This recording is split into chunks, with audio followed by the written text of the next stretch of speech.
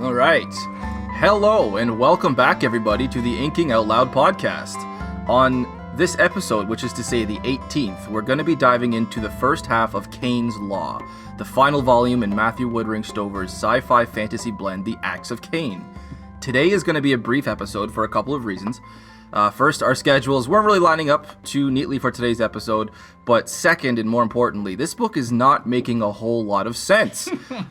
Myself, I'm just going to be providing a lot of, reactionary feedback, we'll say, and I'll leave the majority of the explaining to those who are more suited for that task today. And also a friendly reminder, once again, that there will be no censoring taking place for this episode. So, as per usual, I'm your host, Rob Santos, and I'm joined again by my co-host, Mr. Drew McCaffrey. How's it going? And we have our sound engineer, Mr. Pat McCaffrey, who's going to be with us today as well. So, to kick off for today, and by Drew's request, I'm going to start with a quote from mine and Drew's Facebook chat transcripts from yesterday. Namely, wherein I explained to Drew just how fucking confused I am. I told him, and I quote, "I'm at about the 40% mark right now, and not once have I yet understood a single fucking thing that's happening. All I know is that there's a horse witch who won't shut the fuck up about being a horse witch. We got a glimpse of Angvasa's tit, and drunk Turkiel is still stealing the show." So, Drew, can you kindly explain to us exactly what we should be knowing by this point? And I'm not going to pretend like I have all the answers, because I most certainly don't have all the answers. This book is, without a doubt, weird. It is crazy. Yeah. There's, time travel stuff. There are things that happen, things that unhappen, things that might happen. It's wild. But basically, what's going on in this book is that at the end of Caine Blackknife, Caine was captured by the social police and brought back to Earth and offers a deal to the Board of Governors. And this book kicks off with them saying, "No, we're not going to take that deal. Here's a different deal." And that deal is that he injects himself with crude oil, which will turn him into an aspect or an avatar of the blind god. And this is kind of like a startling revelation, because you find out that several people have done this. Like Gail Keller has done this. And I'm just finding this out now. It doesn't automatically turn you into a friggin' monster like Kohlberg. So Caine does it. Caine says, "All right, yes, I will do this."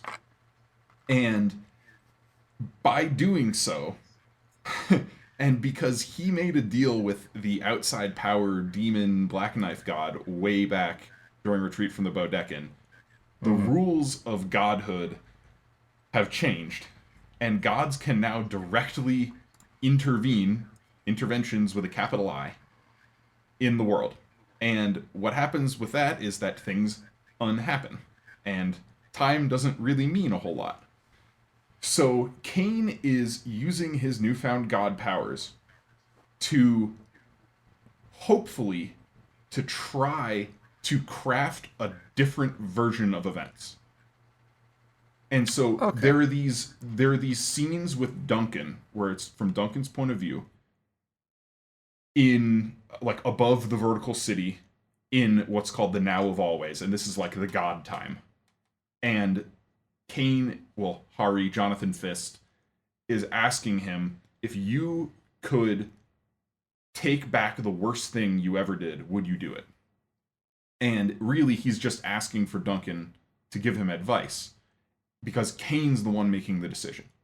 And Duncan says, "Yes, of course I would." And Caine says, "Okay," and stabs him with the metaphorical and literal Sword of Man, /Kosal, Blade of Taishal, many other things. And by doing so, what he has done is, made the potential for a different set of events to happen and become permanent. And so all the horse witch things, all the flashbacks to the Faltaine County War and the horse witch and all of that are things that Caine wants to happen. He's hoping will happen if all goes according to plan. Okay. So that cleared a couple of things up. God damn, this narrative is so confusing though, and it could just be because of the fact that I'm back to working 65 to 70 hours a week again. I'm on nights, so my only opportunity to, consume content for the podcast is really over audiobook. That really throws a huge monkey wrench into my kind of cohesion and understanding exactly what's happening. I mean, shit's jumping all over the place. And it's really starting to get on my fucking nerves. And I wrote down in the middle of I think I was on a lunchtime when I wrote down, this narrative makes no fucking sense. Stover is getting way, and I have like 45 A's in that way too eccentric with his writing. Oh yeah, and this is basically goes on to say exactly what I told you. I'm like so and so into the book. I'm so far into the book. I have no idea what the fuck is going on.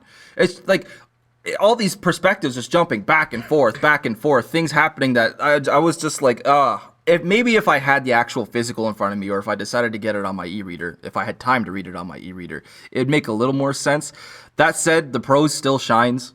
He's still word for word an amazing writer.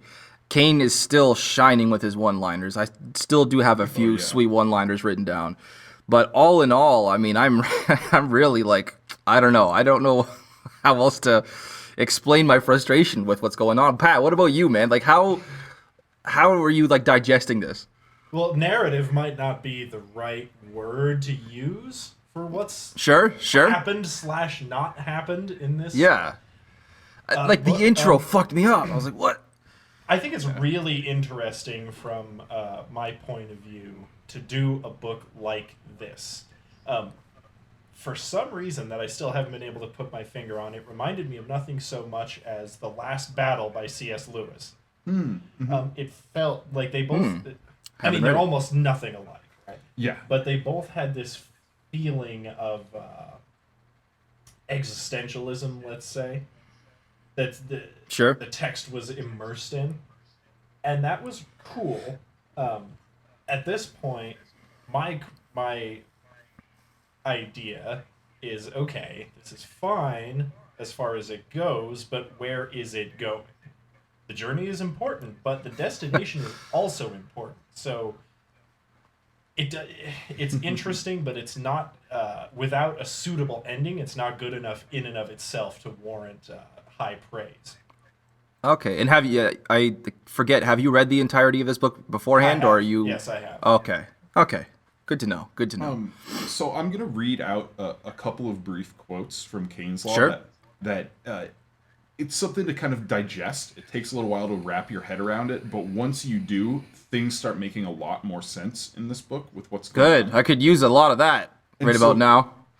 Caine is talking, Jonathan Fist is talking about the monastic teachings on gods. What, sorry? Yeah, the mic cut out there for a sec. Oh, gods. Okay, got you.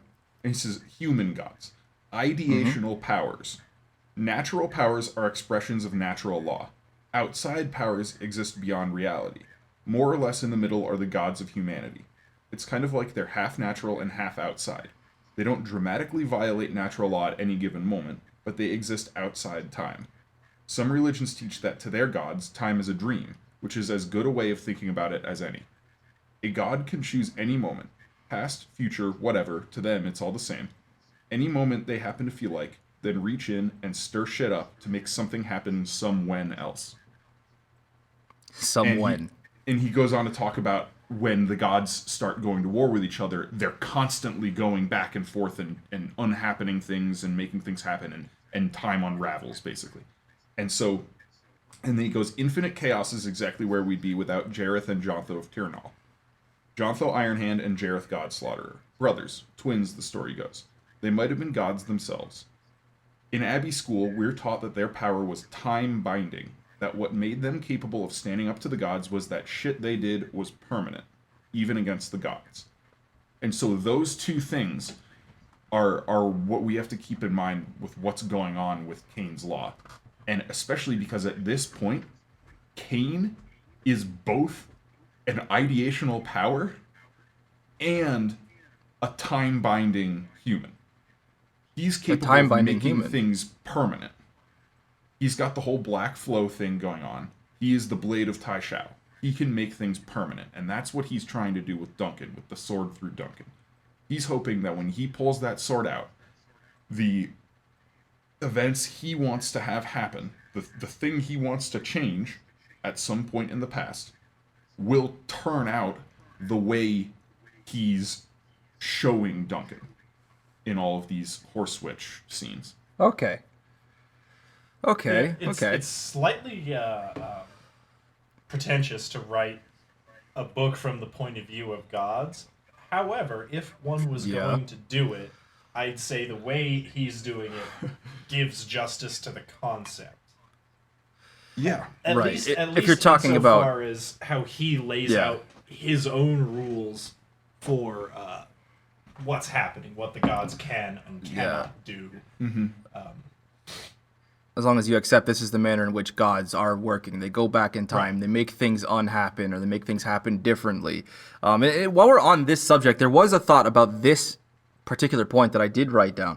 And it was when Caine was explaining the concept of like divine intervention, and the way they have efficiency in their energy for change, like in terms of traversing time. Mm-hmm. The analogy that he uses, and he uses an analogy about bringing a building down not by shaking the earth, right, but by striking a heart attack in the engineer at a moment of a pivotal calculation, right? And it sounded to me, it harkened back a lot to the example that Mile Koth gives about his will for Caine back in Heroes Die. Mm-hmm. And I didn't write down the exact quote, but he said something along the lines, and it was in the first scene, I think, in which we actually met Mile Koth. And he said something along the lines of, "If I should desire that he visits me on the morrow, then he left 6 months ago." Yeah. So hearing Caine explain that same kind of concept 3 books in the future, to me was like, okay, that was kind of a nice, that was kind of a neat little tie-in there. Mm-hmm. And it gave me a little more faith going forward that maybe Stover has had some groundwork laid down that he still has yet to unveil. Yeah, it is moments like that for all the craziness, all the weirdness, all the kind of chaos that it seems there is in this book, he has a plan, and he has rules, and the rules are staying the same. The rules are just crazy. Right. Yeah. What we have to be prepared for is the fact that what we're reading at any given moment might not actually happen. Yeah, and so going back to the very beginning of this book, where there's that scene with Caine, like, mortally wounded, climbing to the top of the spire, and he's going to pull out the sword, and in doing so, he's going to kill the outside power, the Diltalon, Iraconth, whatever you want to call the Black Knife God. And then he says, "No, we're going to make a deal. I'm not going to pull the sword." I have no clue if that's something that, like, unhappened or might happen, because it doesn't align with either of the current set timelines that we have of Caine in Perthan's Ford. So we have the Caine Black Knife timeline, where he gets, knocked out and captured, and he kills Perthan Claylock and then gets taken to Earth. Obviously, Caine doesn't have a punctured lung, he doesn't have a broken leg, he doesn't have a broken arm, he doesn't climb up to the top of the spire in that one. And then in the intervention timeline that we have going in this book, where he comes back as Jonathan Fist instead of Dominic Shade, and he's like, we have the scene where he's looking at the burned down remains of the Pratt and Redhorn, and then he turns the corner and the building's there, and Tapas and Turkilde are outside and all that. In that timeline as well, like, Caine's fine. He's not mortally wounded and climbing to the top of the spire. And it's like, so I think what's happening is that early scene is something that Caine did to, in one timeline, in one potential past. But by doing it in that potential past, he enabled himself in the future to make that unhappen. And get the timeline that we're reading about in this book now. Okay. Oh my god. These timelines are Oh God, I don't know. This is a book that I'm definitely going to have to return and read several more times in the future. And going forward next week, like for myself, I know for myself, what I'll be doing is probably restarting the audiobook from the very beginning. The good news is this is still a pretty short book. I wasn't actually expecting that. It's barely longer than Caine Black Knife was. But holy shit, is it way harder to understand what's happening. So for me, 15 hours, I mean, I'm doing 11 and a half hours a day. I'll be able to knock out the entirety of this entire book again in 2 work shifts. I'll start from the beginning again, keeping that in mind. Because that's definitely, I think, going to help me straighten things going forward a little bit. But yeah, do you guys want to start talking? Sorry, go ahead. Yeah, no, that I was just going to comment that would be a very helpful strategy. Yeah, I'm gonna definitely. This book makes you think. Like it really forces you to wrestle with the text and figure out what's going on. And I mean, of everything I've read, the only thing I've read that I think makes you work harder for the story is the Book of the New Spun by Gene Wolfe. Although I will say I did just start Peace by Gene Wolfe recently, and oh my gosh, it's even more difficult. But I'm only like 35 pages into that so far. So, what do you think, Pat? I saw you in the background going, "Yeah, sounds good." Yeah. Gene Wolfe is a treasure. Oh shit. Okay, well, when we do get around to doing Gene Wolfe, as I know we're going to eventually, I am not going to do audiobook. I'm not even going to attempt to do audiobook with that one. It's not even, I mean, I shouldn't have even attempted to do audiobook with this one, but I just don't really have much choice when I'm working as much as I am. That's fair.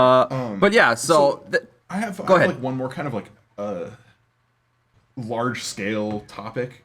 And that's what Stover is doing with this book, like as an author. Obviously, he's wrapping up the story, right? But in a way, he's almost like writing an academic literary analysis of the first 2 Caine books in this story. Yeah, I could agree with that one. Like the amount of character analysis that the characters in this do on Caine, like this book just it gets so meta. Yeah. There's so many layers of narrative going on at the same time that like I said, it's hard to wrap your head around. Yeah, no, it definitely is, especially with the amount of references that we're getting to the just references but like direct quotes from the first book and the second book.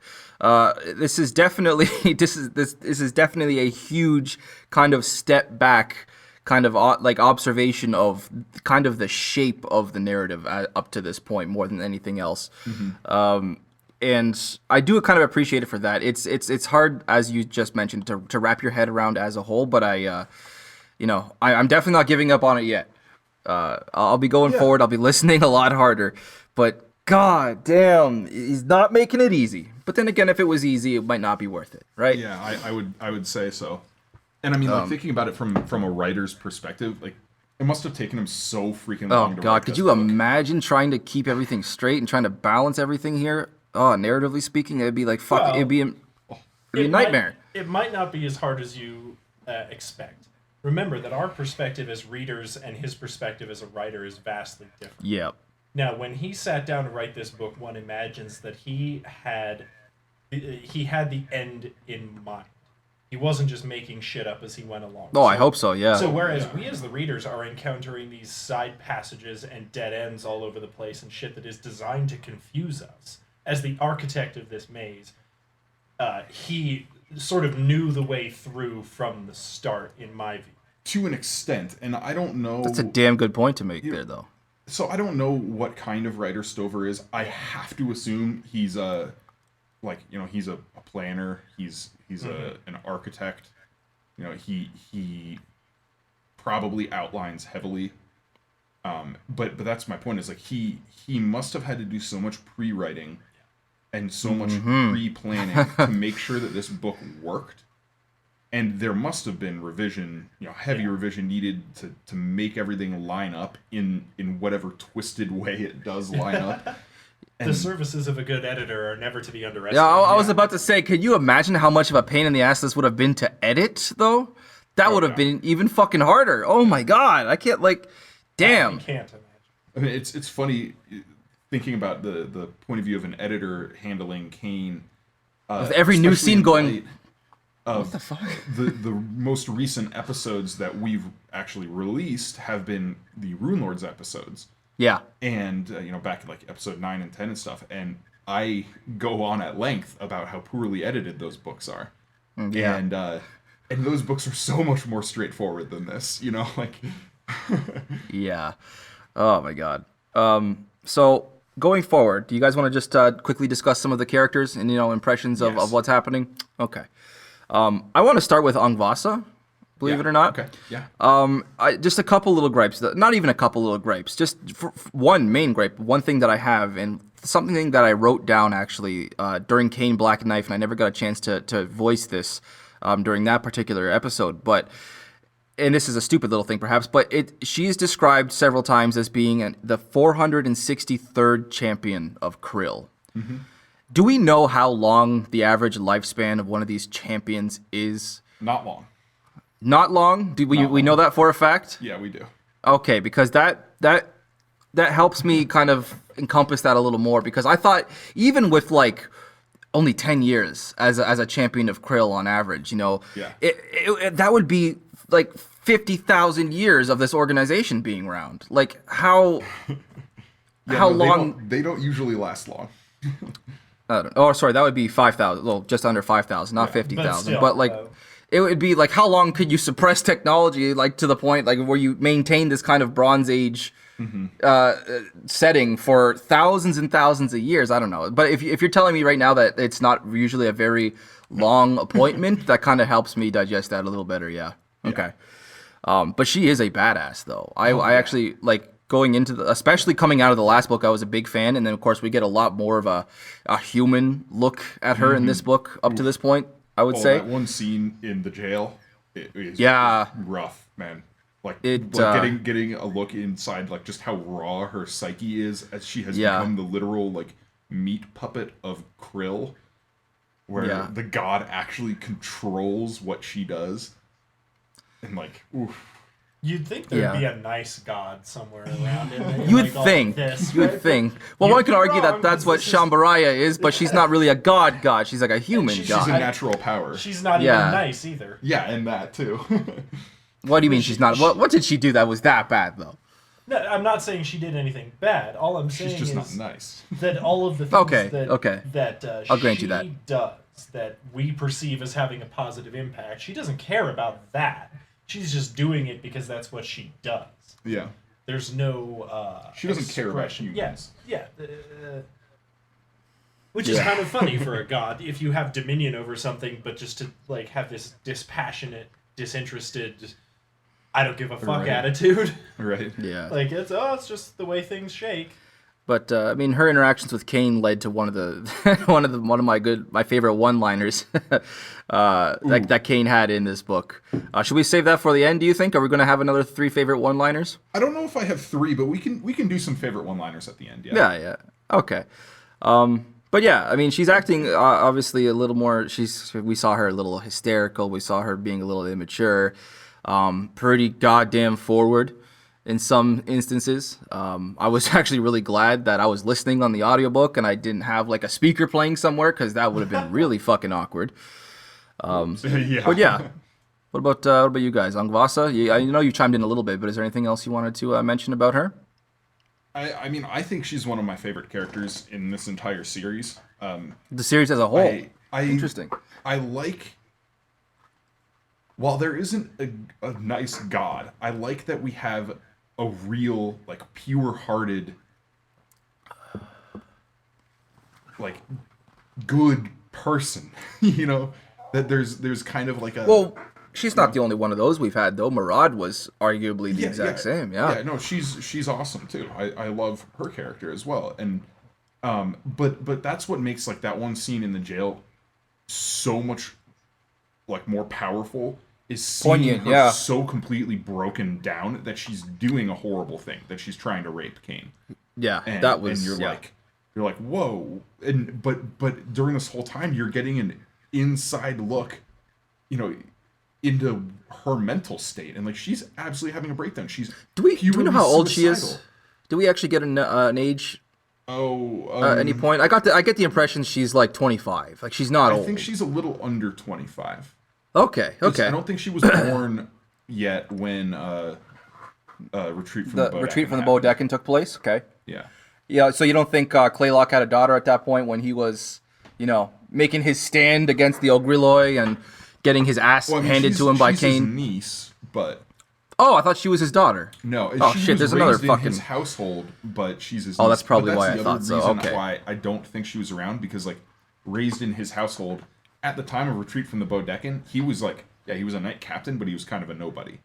After that was when he became like this celebrity among the Knights of Krill and was granted like estates and lands and things like that. And Caine didn't appear in that picture. yeah, I do not, by the way, appear in that painting.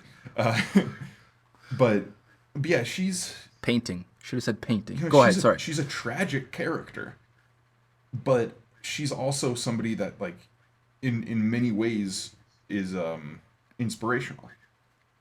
Yeah, no, definitely inspirational. I'd agree with that. Yeah, I'm in agreement with everything that's been said so far. Yeah. Sweet. I do think we need to talk about the horse witch. Oh, sure. The horse witch who won't shut the fuck up about being a horse witch. That's all she seems to say. She's like Groot. There's a slightly bigger vocabulary. I am the horse witch. I am the horse witch. God. But I mean, she seems like an okay. Like, I kind of like how she tests Caine. She tests his patience. She tests his kind of predispositions as to how people act. I like how straightforward she is. Like the first time when she's like, you have a predator's eyes, and he's like, oh, do you tell that to all the boys? And she's like, binocular vision. That's how predators have their eyes set up. And she calls him a dumbass, and he like stops. He's like, wait, did you just call me a dumbass? And she's like, were you? Were you being a dumbass?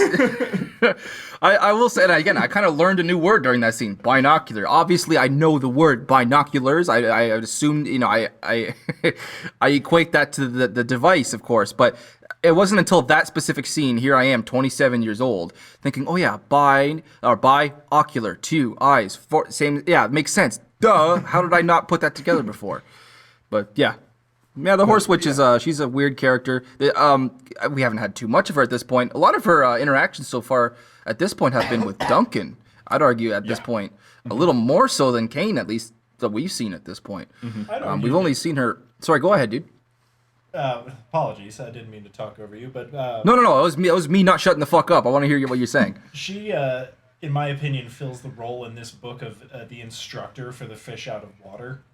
Which is what Caine is in a lot of ways, coming to grips with his, let's call them powers.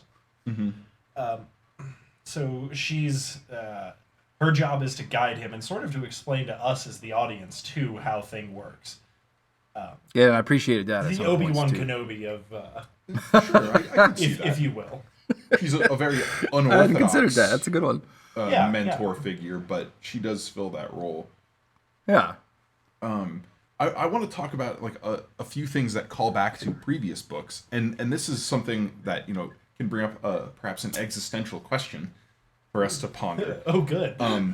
So the whole point of this, like Duncan and the sword and what Caine's doing, is to like make the horse switch happen, right?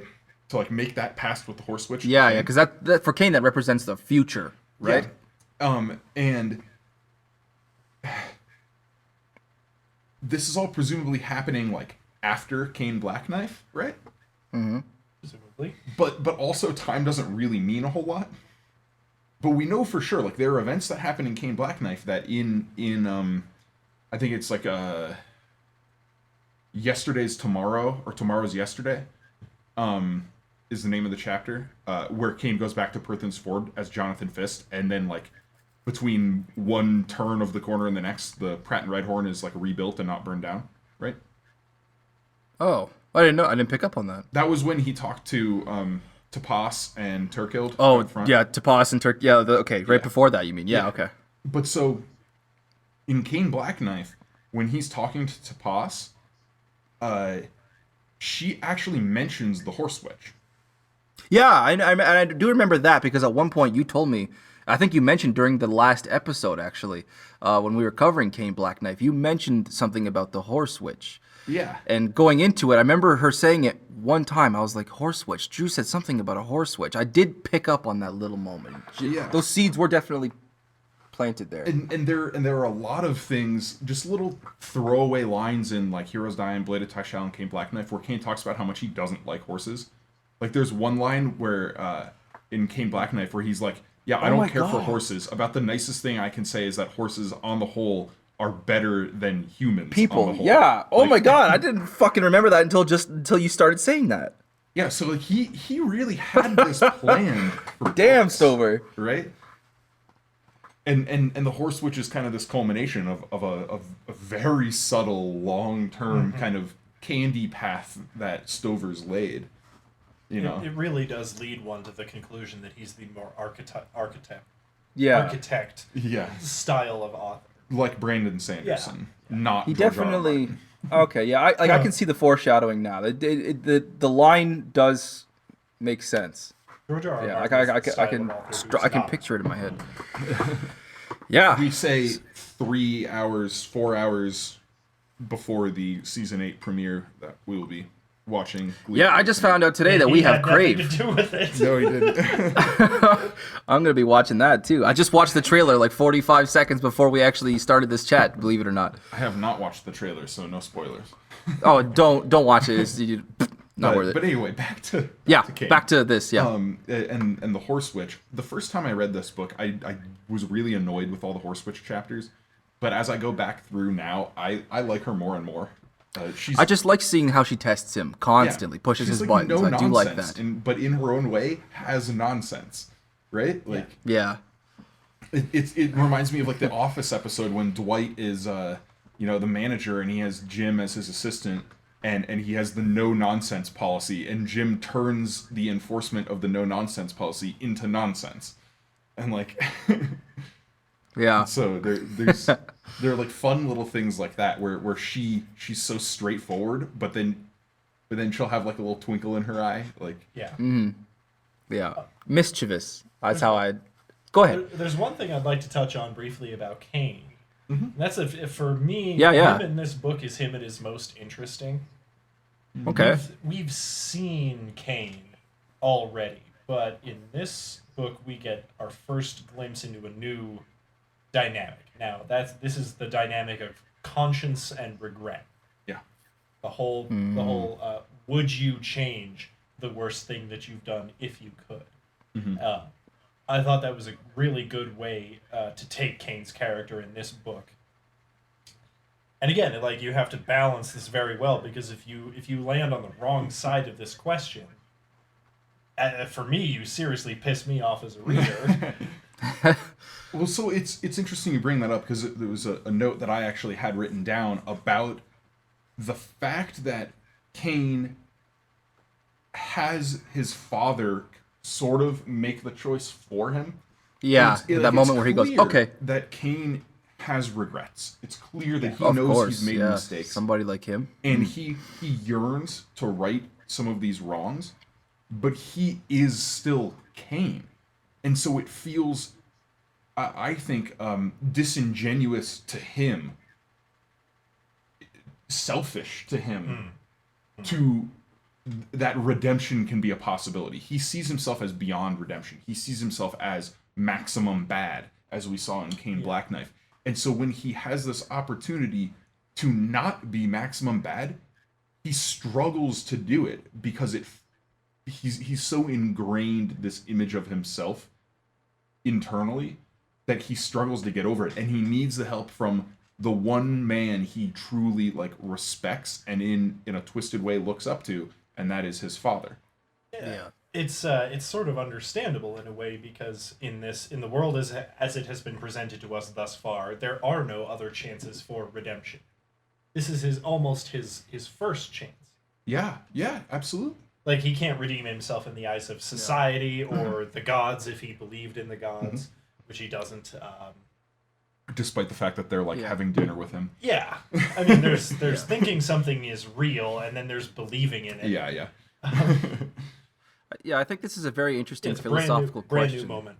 Brand new moment. I think it's a really, really interesting question for anybody at any stage in life. I mean, I'm sure no matter who you are, as long as you call yourself a human being, there is something that you regret. something you wish that you could take back.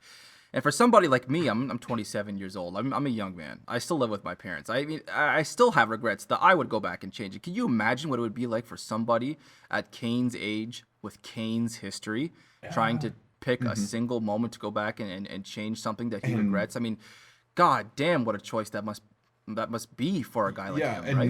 then you bring in this like existential crisis of, well, if I go back and change this, what else will that change? Yeah, and Duncan's whole philosophy of like, you can't tell what exactly it is that's going to change, right? I forget exactly how he phrased it before, but this is something that we've heard Duncan repeat a few times about the nature of like, when I was listening to it, I obviously every time I kind of thought of the butterfly effect, right? Things that change that you have no intention of changing, the kind of cascading effect over time that it causes. So I can see why, Duncan Michelson would be the one person, besides, being a patriarchal figure in his life, why somebody with the philosophies of Duncan Michelson would have that much respect from somebody like, Caine, Harry Michelson. Yeah. And I do want to also point out that I found it really interesting that we're at the point now with Caine's character where he is starting to correct even his father on his name. He says, I don't use that name anymore. Yeah, he's right. dead. And he even says it right before he drives the sword of man right through his father's chest. He says, I don't use that name anymore. Yeah. I thought that was a very interesting thing. And so, kind of sticking with Duncan and Caine and Hari, thus far, at least in this book, I still think the most profound scene is his memory of that day in the Mission District Health Center as a child, when his mother has just been beaten to death, but she's back there and they're trying to save her, and what is it, 6-year-old Hari is sitting there in shock, and then Duncan is next to him, just catatonic, completely destroyed, catatonic, Yeah. and then Caine walks through the door. Of all people, motherfucking Caine walks through the door. And I mean, that scene is so fraught. It's just packed full of emotion on a huge spectrum, because it's from the 6-year-old Harry Michelson's point of view. There's like, hero worship kind of creeps into his description of his father, and he thinks about how his father hits harder than anybody, and how his father could wreck this old man who walked in, and then there's that moment between the two of them, and 6-year-old Harry realizes, oh my gosh, this old guy would kill my father. Yeah, when Caine says, don't, Yeah. It's like, whoa. And this one question I have actually at this point about this scene, and maybe we're supposed to know the answer by this point, maybe we don't. How the hell did Duncan recognize Caine?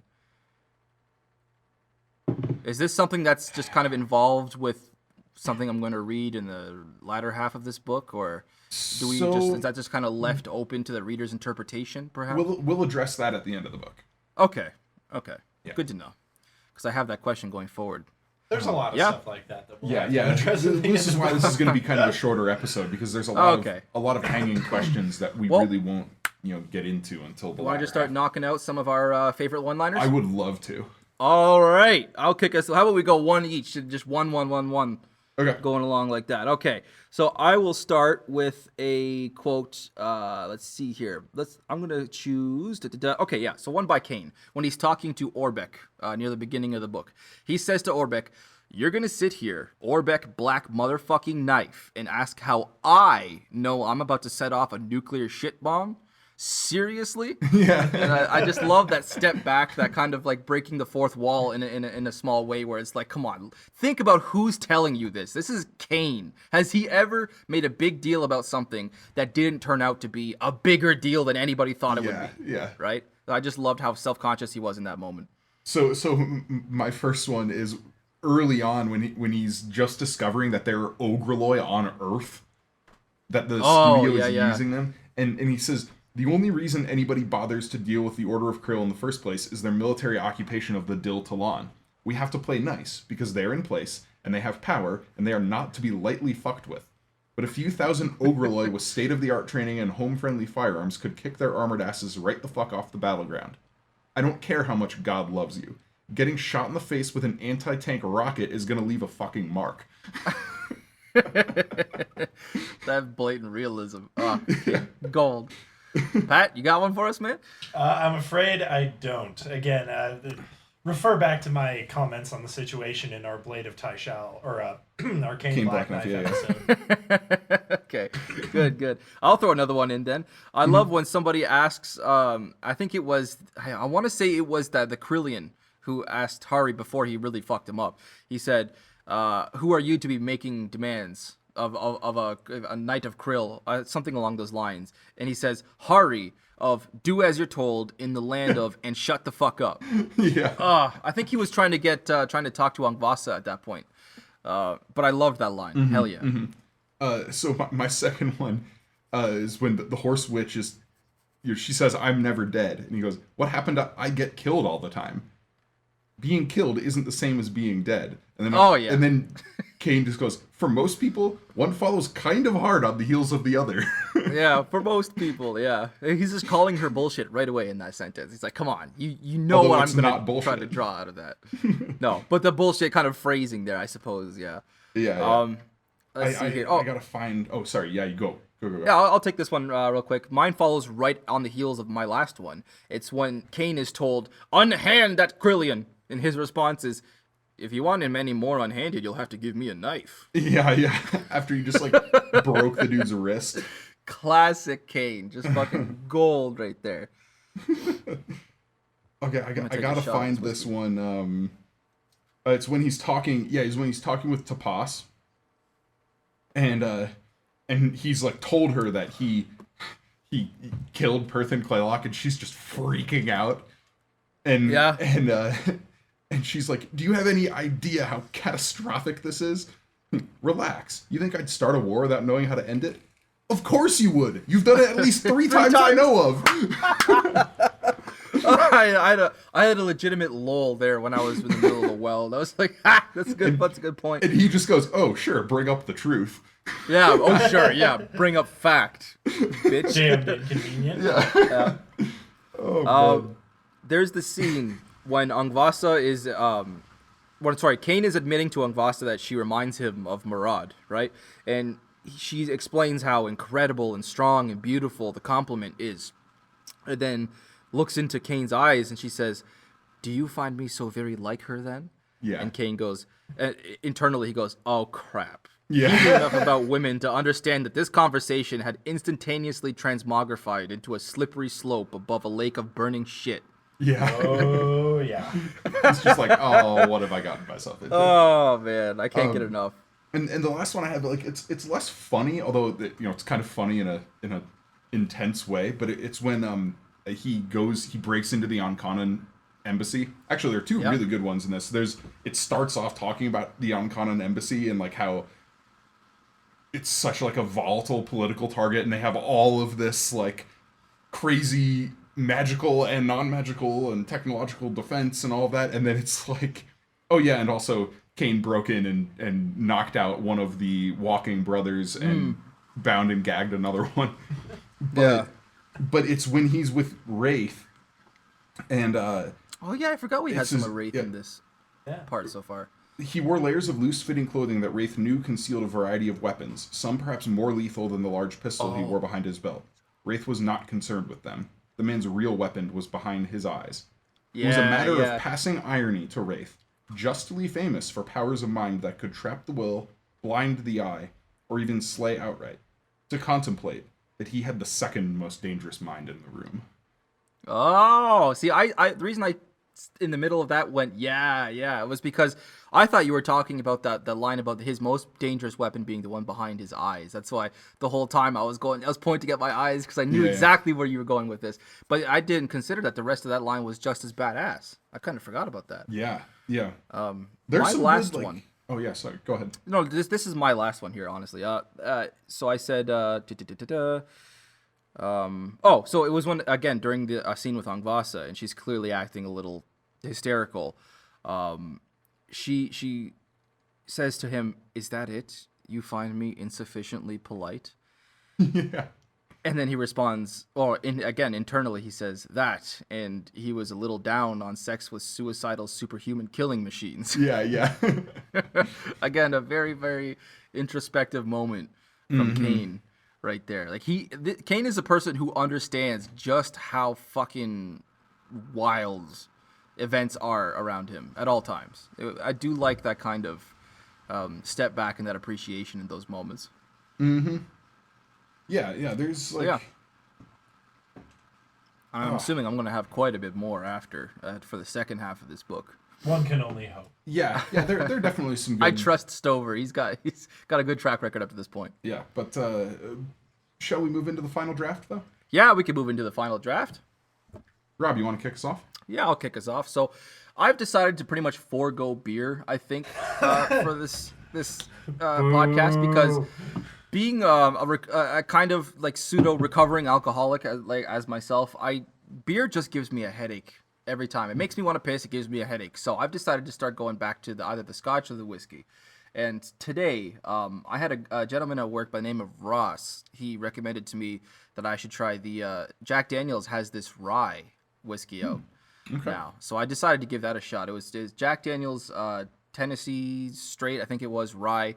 And it's actually really fucking good. And I don't like Jack Daniel's as a general rule. I don't know if I've mentioned this before, but Jack Daniel's to me as a whiskey is very kind of sickly sweet. I don't really appreciate the flavor of it too much. But this rye that they have out, it's 45% now. It's got a lot of hints of kind of fruitiness to it. It's got toffee. It's got a lot of banana. I definitely noticed a few times the taste of banana. So I drink it with just a splash of water, room temperature. Yeah, Give it a little sipper.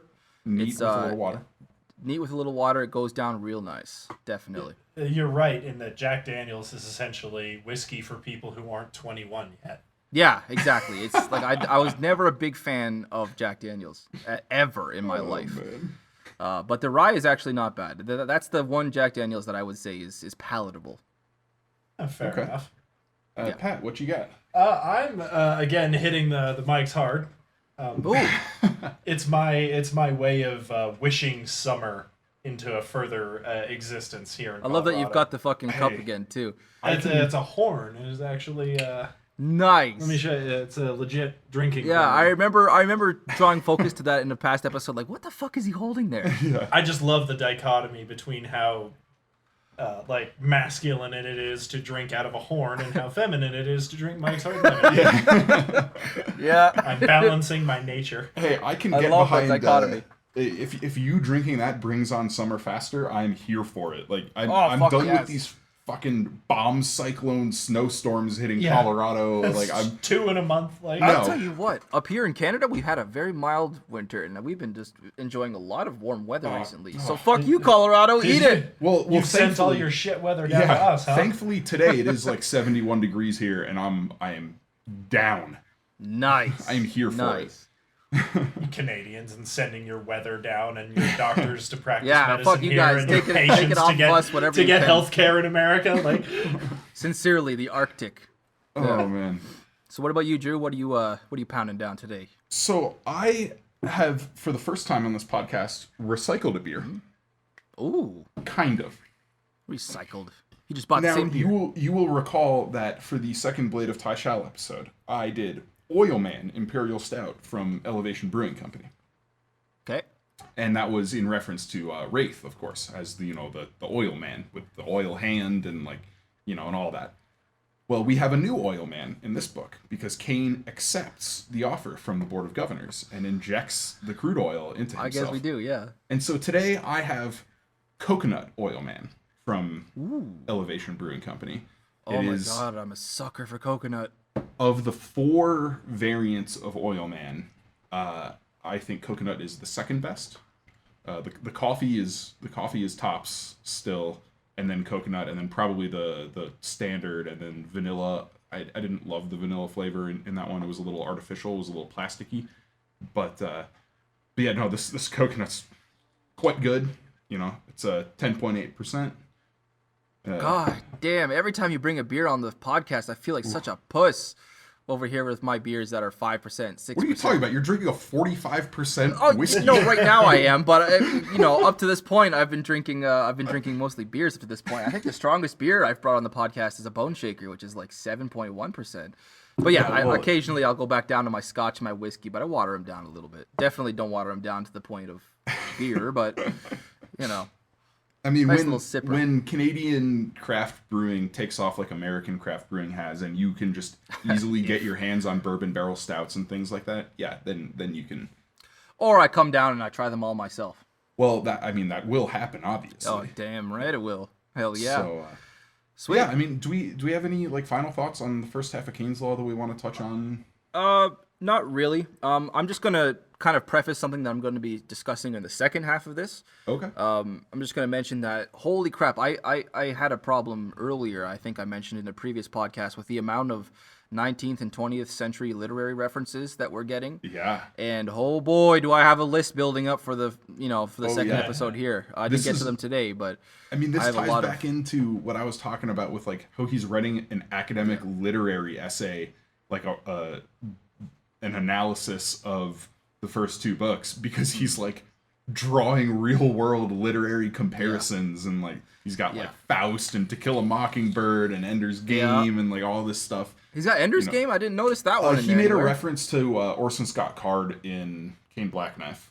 He talked about how there was like an early there was like a late 20th century, early 21st century Mormon writer, and keep considering Blade of Tyshal as well. I mean, have you read Ender's Game?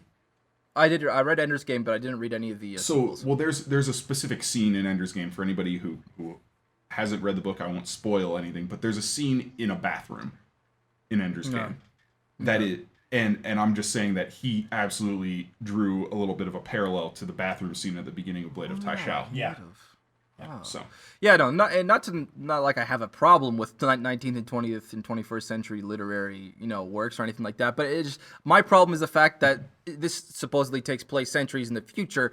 Those are the only works that he's drawing from. I mean, draw a little from the past, draw a little from the future, make some shit up in the interim. Don't just like draw from the same 50-year period again and again and again. The distant past. I mean he talks about like the Sword of Man and Kosal. Like he makes references to like Greek and Norse mythology with that, and Arthurian mythology and stuff like that. And okay, no, I hadn't actually considered that. It's pretty funny just to consider, like, as a whole, how this is like an action oriented, like grim dark sci-fi fantasy, but it's also like weirdly highbrow literary at the same time. Yeah, because you really, to get a lot of these references, you have to be a widely read individual for sure. Yeah. I haven't read To Kill a Mockingbird at all. Never have. Yeah, I mean, there's stuff that I would never have picked up on had I not majored in English. Like, if I didn't have to read these books for 300, 400 level literature classes, a lot of his references would have flown right over my head. Yeah. And my very, very, very last point here, I just want to give a shout out to that fight that Caine had with Tanner. And that was badass. And that was, I think, the first time across 4 books so far that I actually had a moment where I feared for Caine's life. Yeah. I actually thought, oh shit, like this is real, this could be it. So I just want to give a shout out to Tanner for being such a badass to go toe to toe with someone like Caine. And even in Caine's perspective in that moment, thinking, this guy actually has me. He's younger, he's stronger, he's better trained. I'm kind of fucked unless a miracle happens. Enter Orbeck, thank you. But yeah, Orbeck's holy so crap. Great. What a good brother. So I just wanted to give that particular scene a shout out. And that's pretty much everything I have to discuss for the first half of Caine's Law. I'll leave off with one final thought, and that is, yes, journey before destination, but the destination is still important. Interesting. So we'll catch you in the next episode. Okay. Sweet. All right. I like that. I like that. So yeah, this has been episode 18.